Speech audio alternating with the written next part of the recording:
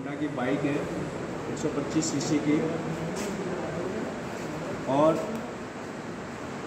इसमें कल क्या लापरवाही हुई, इसको धोते हुए इन्होंने यहाँ से सीट हटाई इसकी ऐसे करके और गाड़ी वॉश करी, अगर कुछ को सही जगह पर।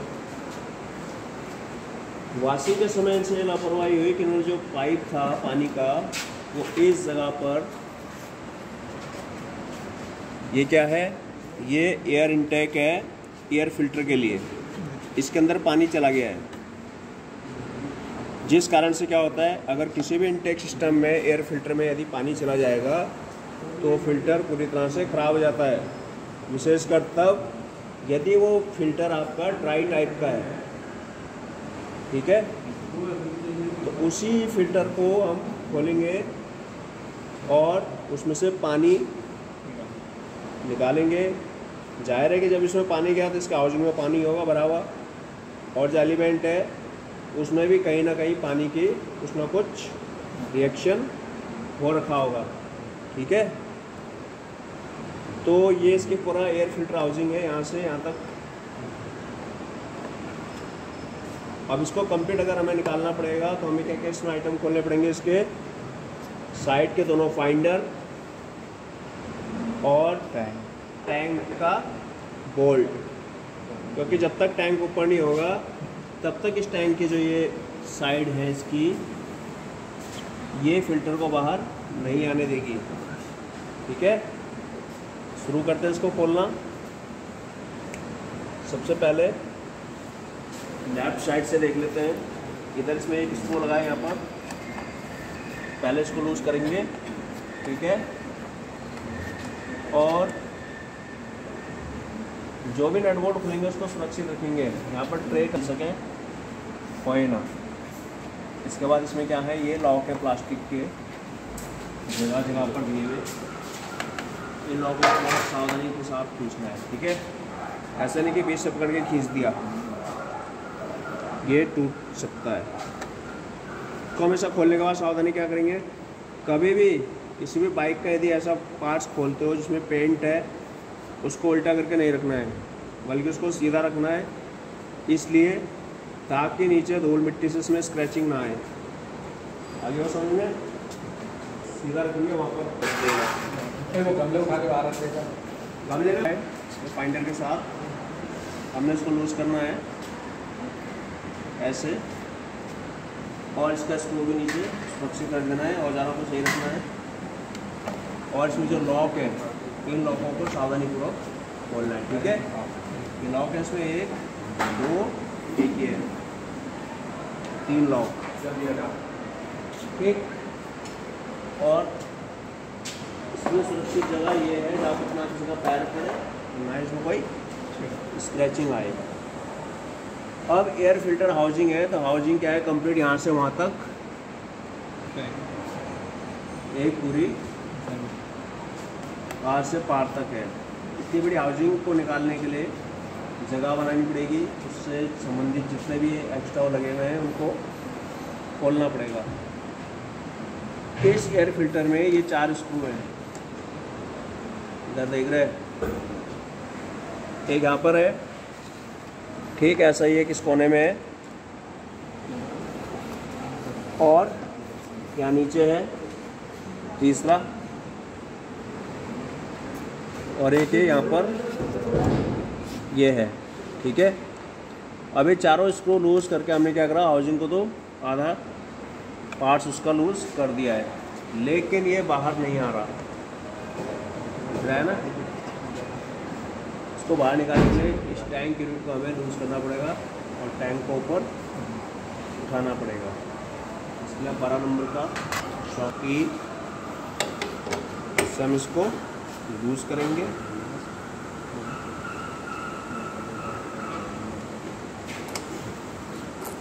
इस बोल्ट को भी खोलकर अलग कर लेंगे।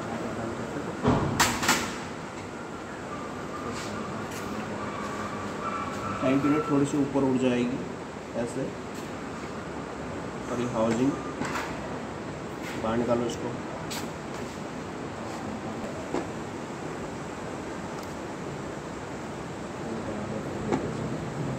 सीधा आएगा बाहर ही।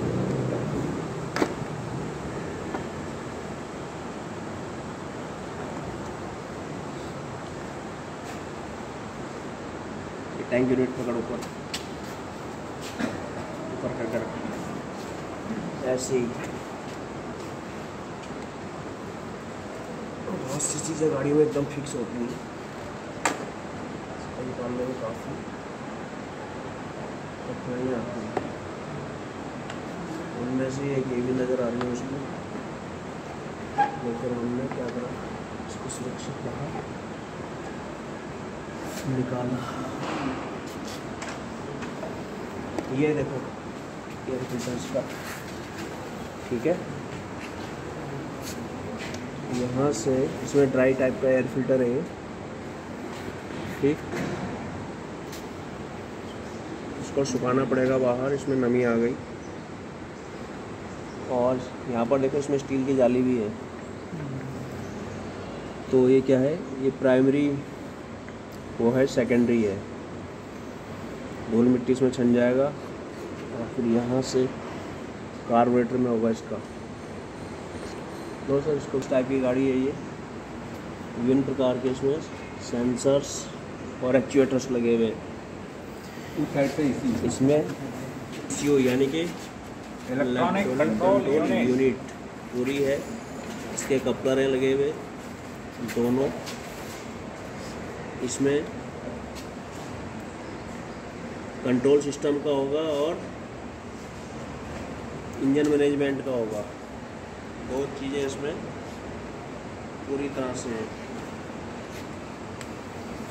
इसमें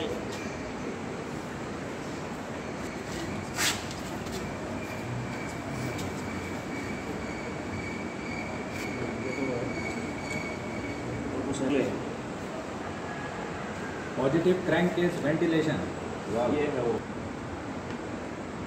इंडिकेशन बता देगा इसके अंदर। एयर फिल्टर चोक तो नहीं है? हाँ, उसी का यही है। हाँ हाँ हाँ, ये पूरा फिल्टर हाउसिंग है ना। हाँ दिख रहा है, इधर आ जा, तू भी गाड़ी तू नहीं चलानी है। जितेंद्र वहाँ। ये तुम्हारे एयर फिल्टर की पोजीशन को बताने का है, इंडिकेटेड लैंप होता है ये इंडिकेटर है। यदि जाम होगा, फिल्टर बंद हो चुका होगा तो वो रेड कलर आ जाएगा, उसमें रेड आएगा इसमें आगे। अगर उसमें रेड आ गया इसमें है तो धूल, इस एयर फिल्टर को धूल यहाँ से भी दिख जाएगी तुमको कि एयर फिल्टर गंदा हो रहा है, इसमें यहाँ धूल आ रही है, ठीक है। बड़ी गाड़ी में क्या होता है, ये एक वाल होता है इलेक्ट्रोमैग्नेटिक, तो हवा के दबाव से खुलता है वो, क्योंकि जब ये जबरदस्ती खींचता है ना उधर से तो हवा पूरी आती नहीं है, वैक्यूम से खुलता था वो। ये इसके लिए ये है। देखो तो इसमें कहीं sensors,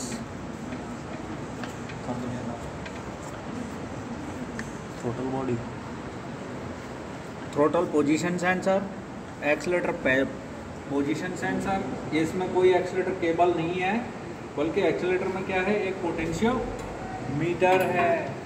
oxygen sensor, auto sensor होगा ये। एग्जॉस्ट में लगा हुआ ऑक्सीजन सेंसर। यार ये वाला कौन सा है? क्रैंक पोजीशन सेंसर होगा, ये एयर थ्रोटल पोजीशन सेंसर होगा, बैटरी वोल्टेज सेंसर। ये सारे इस ECU में आए। ECU के इलेक्ट्रॉनिक कंट्रोल यूनिट, जो कि विभिन्न सेंसरों से प्राप्त सूचना के आधार पर एक्चुएटर्स को कमांड सिग्नल्स देता है कि बटरफ्लाई वाल्व को, थ्रोटल बॉडी के वाल्व को कितना खोलना है। उसको पता कहाँ से चलता है? उसको पता चलता है इस एक्सीलरेटर की पोजीशन से। जो यहाँ ये हाथ का एक्सीलरेटर है, ये जितना इसको दबाओगे इतनी रेजिस्टेंस कम होती चली जाएगी। तो ECU के पास एक पूरा सिग्नल जा रहा है कि ड्राइवर इस समय एक्सीलरेटर दबा रहा है, उससे वो जो उसको सिग्नल मिल रहा है, ज़्यादा करंट मिल रहा है, वह उस करंट को थ्रोटल बॉडी की मोटर को भी भेजता है, जिससे मोटर चलती है थ्रोटल बॉडी से है थ्रोटल वाल्व। जैसे जैसे एक्सीलरेटर बढ़ता जाएगा वैसे वैसे थ्रोटल वाल्व खुलता जाएगा। ज़्यादा हवा चाहिए और उसी मात्रा में एयर फ्यूल मिक्सचर कितना बन रहा है, फिर उसी मात्रा में उसने पेट्रोल को इंजेक्ट करना है। इसका उद्देश्य क्या है? रिडक्शन एंड इमिशन कंट्रोल, कि जो भी इमिशन हो रहा है, जो भी एग्जॉस्ट से धुआं निकल रहा है, उसमें कार्बन मोनोऑक्साइड नहीं होनी चाहिए, उसमें नाइट्रोजन के ऑक्साइड्स नहीं होने चाहिए, उसमें अनबॉन्ड हाइड्रोकार्बन नहीं होने चाहिए। अंडरस्टैंड? इसलिए ताकि जो धुआं निकले वो वायुमंडल को प्रदूषित ना करे। ये चाहे NOx से है, चाहे कार्बन मोनोऑक्साइड है, चाहे अनबॉन्ड हाइड्रोकार्बन से हैं, सूट पार्टिकल से हैं, ये क्या है? मानव जीवन के लिए, वनस्पतियों के लिए, पशु पौधों के लिए यह हानिकारक हैं। समझ में आई बात? तो इसे हम मैकेनिकली कंट्रोल नहीं कर सकते, but we can control it electronically. कितना एक्सीलरेटर पेडल रिक्वायरमेंट है ड्राइवर की, स्पीड की, उसी मात्रा में हवा कितनी आ रही है, मैनिफोल्ड का प्रेशर क्या है, क्रैंक की पोजीशन क्या है, इंजन का टेम्परेचर क्या है, ये सारी सूचनाएं इलेक्ट्रॉनिक कंट्रोल यूनिट विभिन्न सेंसरों से प्राप्त करती है। और उसी के अनुसार, चाहे इंजन ठंडा है, तुम कुछ कर रहे हो, या कोई प्रॉब्लम है और यहाँ से एक्सीलरेटर दिए जा रहे हो, वो माइक्रो प्रोसेसर काम नहीं करेगा। वो एक्चुअली है क्या? वह एक डिजिटल और एनालॉग दोनों टाइप का कंप्यूटर है, यानी वो एक एनालॉग कंप्यूटर है, प्री प्रोग्राम्ड एनालॉग कंप्यूटर है, जिसमें analogue to digital, digital to analogue converter लगे हुए हैं, इसमें सीमित ट्रिगर्स लगे हुए हैं। हो सकता है जो वोल्टेज आ रही है उसको ECU रीड ना कर पाए, माइक्रो प्रोसेसर उसका कंप्यूटर रीड ना कर पाए, तो उसको स्ट्रेंथन करने के लिए, उस सिग्नल की कंडीशनिंग के लिए, ताकि ECU से समझ जाए, तो वो ट्रांसफार्मर्स भी है जो कि उस वोल्टेज को बढ़ा देते हैं। मान लिया ये 0 to 5 वोल्ट रीड कर सकता है, और जो सिग्नल आ रहा है वो 0.45 यानी 475 मिली एम्पियर का आ रहा है, या 900 मिली एम्पियर का आ रहा है, तो उसको गुणा कर देते हैं 4 से, वो 4.9 दिखाएगा। तो उसको ECU आसानी से पढ़ लेगा और उसी के अनुसार कमांड सिग्नल देके थ्रॉटल वाल्व को खोलेगा, या फ्यूल को, जो इंजेक्टेड फ्यूल है उसकी मात्रा को कम कर देगा या अधिक कर देगा। समझ में आ रही बात? यानी जो मिक्सचर है, एयर फ्यूल मिक्सचर, ये क्या है? मोटरसाइकिल है, ये कैसा इंजन है? Petrol engine. इसमें एयर फ्यूल मिक्सचर कंबशन यानी कि कंप्रेशन स्ट्रोक के अंत में स्पार्क द्वारा एक चिंगारी देके जलाया जा रहा है। तो वो मिक्सचर कैसा होना चाहिए? वो हर हाल में स्टोइकियोमेट्रिक होना चाहिए, मतलब केमिकली आदर्श मिश्रण होना चाहिए, यानी कि उसमें 14.7:1, 14.7 मात्रा हवा की और 1 मात्रा उसमें पेट्रोल की। ठीक है, अब ये सब, इस पर मैं पहले भी बात कर चुका हूँ इलेक्ट्रॉनिक कंट्रोल यूनिट की। अभी ये वाहन में कहाँ पर लगा रहता है, कैसे उसके साथ कपलरों से, एक सेंसर्स के हैं और दूसरे एक्चुएटर्स हैं, यहीं से गए हुए हैं।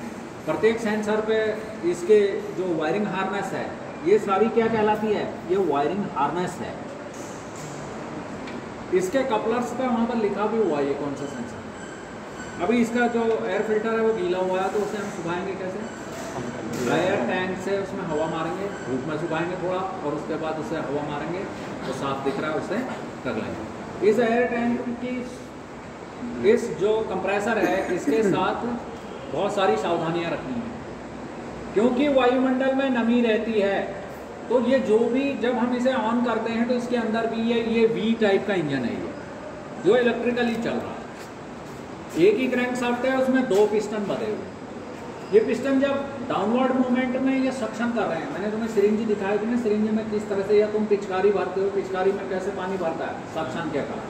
जब इसमें पिस्टन डाउनवर्ड जा रहा है, यानी TDC से, टॉप डेड सेंटर से बॉटम डेड सेंटर की तरफ जा रहा है, तो सक्शन कर रहा है, वो वायुमंडल की हवा को खींच रहा है।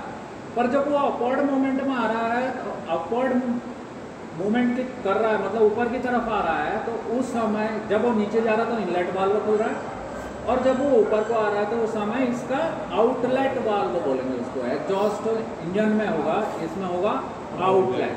वो आउटलेट वाल्व से वो इस तरह से फिर वापस इस एयर टैंक में कलेक्ट हो रहा है। अब वो हवा वापस ना आए तो वहाँ वाल्व लगा हुआ है, एक नॉन रिटर्न वाल्व, जो इसके अंदर गई हुई हवा को बाहर नहीं आने देता। जब इसके अंदर पूरा प्रेशर बन जाता है, जो इसकी कैपेसिटी है, मान लिया 60 किलो पास्कल का प्रेशर इसके अंदर होना है, 1000 किलो पास्कल का होना है, 1900 किलो पास्कल का होना है, तो उसके लिए वो प्रेशर गेज भी लगा हुआ है।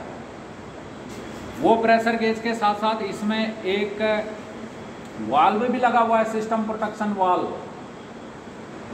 जो कि एक्सेस प्रेशर होने पर खुल जाता है। अब क्या होता है, जब ये वायुमंडल से हवा को खींच रहा है, दिखा इसको सिस्टम प्रोटेक्शन वाल्व, ये वाला है, देख लिया।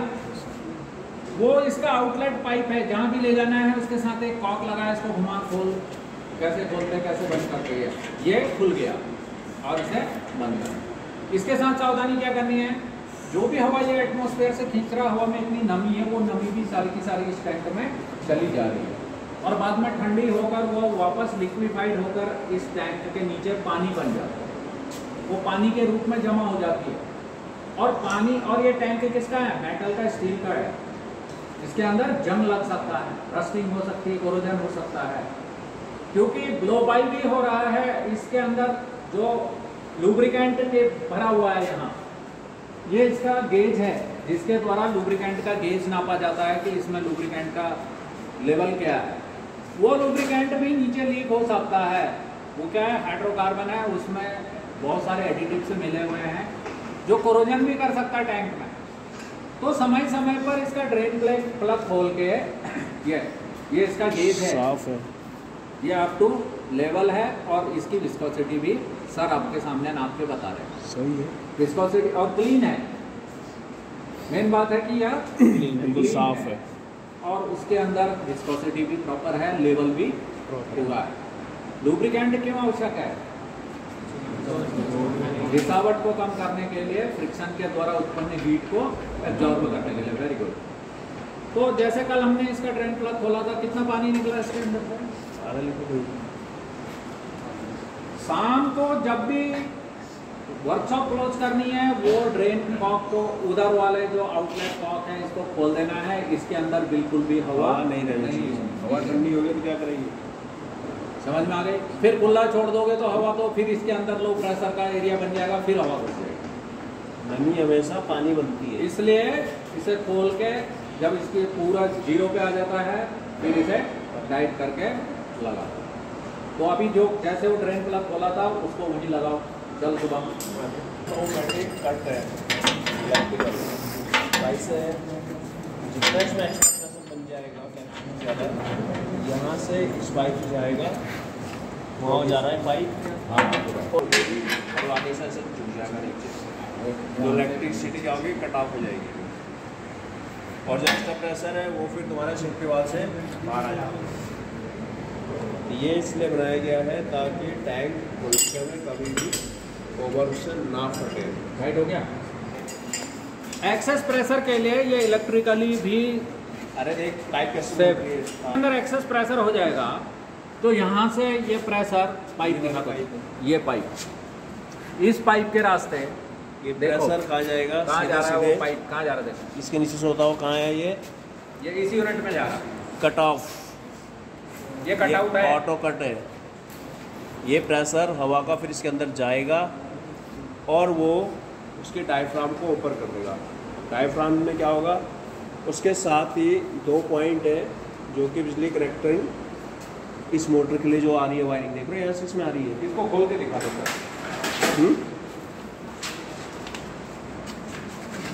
देख रहे हो, वहाँ जाके देखो, ये कनेक्टिविटी है, और ये कहाँ है, इस पर है, ये देख रहे पत्ती, ये पत्ती किस में जुड़ेगी, इसके साथ जैसी जुड़ेगी है तो क्या होगा, इधर जाने वाला करंट जो है वो कट हो जाएगा। यहाँ से कनेक्टिविटी यहाँ है, यहाँ से किस में आ रही है, ऊपर तारों में, ठीक। पहले ये यहाँ से इसमें आई इलेक्ट्रिसिटी, और फिर यहाँ से होते हुए फिर बाद में मोटर के अंदर चली गई। तो इसमें ये जो मैकेनिज्म लगा हुआ है, इसमें एक स्प्रिंग लोडेड है, और ये जो है कट ऑफ वाला है, ये नीचे हो जाएगा तो क्या करेगा, ये इसको करंट को कट कर देगा। यहाँ से करंट फिर क्या होगा, मोटर में नहीं जाएगा, मोटर बंद हो जाएगी तो कंप्रेसर ऑटोमेटिक ऑफ हो जाएगा। यानी कि इस मोटर के 2 कनेक्शन हैं, एक वहाँ से जब हम स्विच बंद करते हैं, एक यहाँ से जब इसमें ओवर प्रेशर टैंक के अंदर हो जाता है। ठीक है, फिर है कि जो हवा तो यहाँ से बाहर नहीं निकल सकती, तो फिर कहाँ से निकलेगी, इस सेफ्टी टैंक से। तो सेफ्टी वाल्व जो है इसके द्वारा जितना भी इसमें एक्स्ट्रा प्रेशर है वो बाहर रिलीज हो जाएगा। ठीक है, इस कंप्रेसर के आगे पीछे नहीं चलेंगे, इसमें कपड़ा लिपट सकता है, हाथ लग सकता है, कभी भी बेल्ट को हाथ से रोकने की कोशिश नहीं करनी चाहिए। इसमें सेफ्टी गार्ड होता है लेकिन इसका है नहीं इसमें लगा हुआ। वो वाले में देखो दूसरा कंप्लेंट करते रहना है हर 10-15 दिन में एक बार। ठीक, बरसात में हफ्ते में।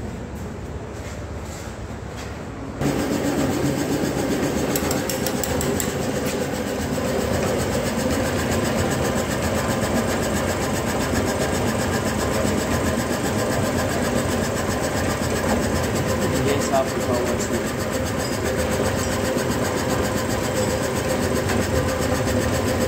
सेंटीमीटर इसमें मैक्सिमम प्रेशर हो सकता है, यानी कि 200 पॉइंट या किलोग्राम में 14 kg ये मैक्सिमम है, इससे ज़्यादा नहीं होना चाहिए इसमें। हालांकि इसकी टेस्टिंग कहाँ पर करी हुई उन्होंने 20 kg पे काम की है टेस्टिंग, लेकिन जो वर्किंग है वो इतना ही रहना चाहिए, इससे ज़्यादा नहीं।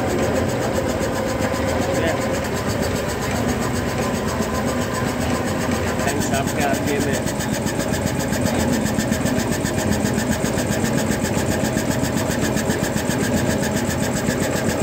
950